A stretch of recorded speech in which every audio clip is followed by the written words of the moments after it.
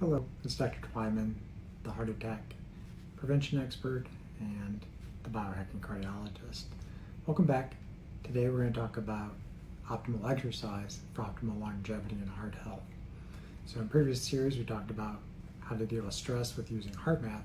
Today we'll talk about some options that will help you with optimal exercise. Disclaimer, I am not an exercise physiologist, but did play some college sports, lacrosse, tennis and such, and have a good working knowledge of exercise.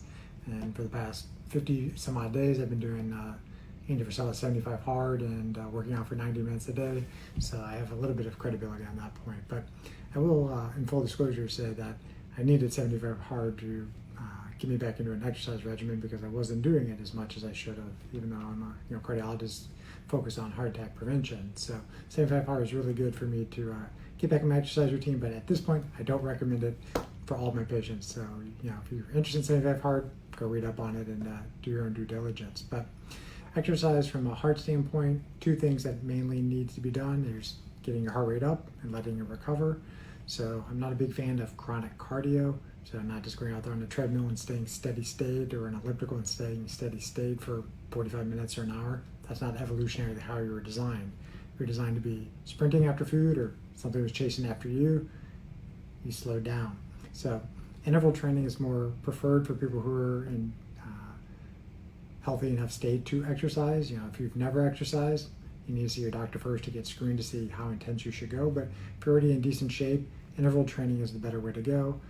Certain percentages of heart rate, getting to your max, then you determine, go to 70% for 20 seconds, rest for 60 or 80 seconds, go back up to 70-80% of your maximal heart rate and back down. So you want to see your heart rate dip back down into your normal range before you really keep pushing back up.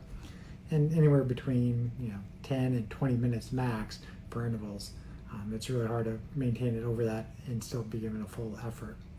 But more than even interval training, the big thing I've been reading most recently is really how important it is to continue strength training as you age. You'll lose muscle mass after the age of 30 or so if you don't continue to do some type of resistance training. And from my learning from Dr. Lyon's writings and her podcast, she practiced something called muscle-centric medicine. And the more muscle mass you have, the better you tend to do long term.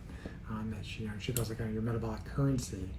So when you're really sick, you call on the resources of your muscles to help rebuild yourself.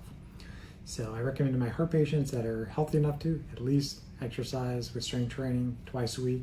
Even if they're going to skip the cardio, focus on the strength training because it's so important to help reverse prediabetes, to improve sleep, to improve longevity. So I'll be talking more in future series about how to do optimal nutrition and also optimal sleep. If you have any questions, please drop them below. And if this is something that you find interesting, please share this with a friend or share it to your collection. So I'll see you guys next time. Thanks.